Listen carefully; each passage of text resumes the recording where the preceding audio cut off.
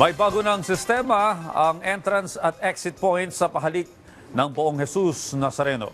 Alamin natin ng pagbabago sa report ni Vel Custodio live. Rise and shine, Vel.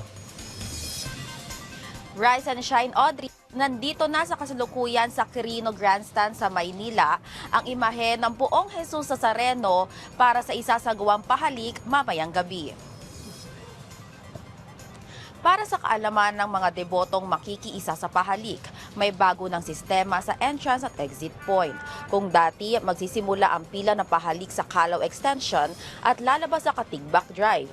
Sa bagong sistema ng pahalik, isasara na ang Katigbak Drive para bumalik ang mga deboto sa Calao Extension.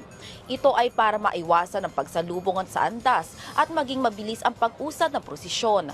Target na mapabilis ang usad ng prosesyon sa 15 oras na mas mabilis kaysa sa mahigit 20 oras noong nakaraang taon. Kasalukuyang may naka-standby ng truck ng bumbero, ambulansya at first aid station. Nakaset up na rin dito ang Mobile Command Center ng Metropolitan Manila Development Authority o MMDA. Nagsasagawa rin ng clean up ang MMDA at Department of Public Safety o DPS. Mayat-maya naman ang pag-iikot ng mga kawani ng Philippine National Police para panatilihin ang kaayusan at seguridad sa paligid ng Quirino Grandstand. Abiso naman sa mga motorista na sarado sa mga oras sa ito ang daan sa Katigbak Parkway at South Road.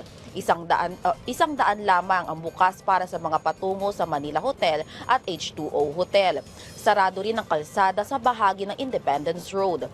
Alinsunod naman sa Executive Order No. 2 Series of 2026, ipapatupad ang liquor ban sa loob ng 500-meter radius sa Quiapo Church at sa mga daraanan ng traslasyon.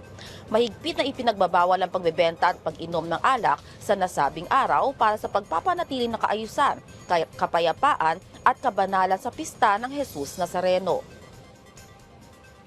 Audrey, sa kasalukuyan, patuloy yung paglalagay ng barikada dito sa Quirino Grandstand. Ito yung magsisilbing gabay para sa maayos na pila mamayang pahalik. At sa ngayon din ay wala pa yung mga deboto na nag-i-stay dito sa Quirino Grandstand. Pero nandito na yung mga ihos na tumutulong din sa pagsiset up ng stage at sa pagdadalangan nitong Poong Jesus Nazareno dito sa Quirino Grandstand. Balik sa iyo, Audrey. Maraming salamat, Vel Custodio.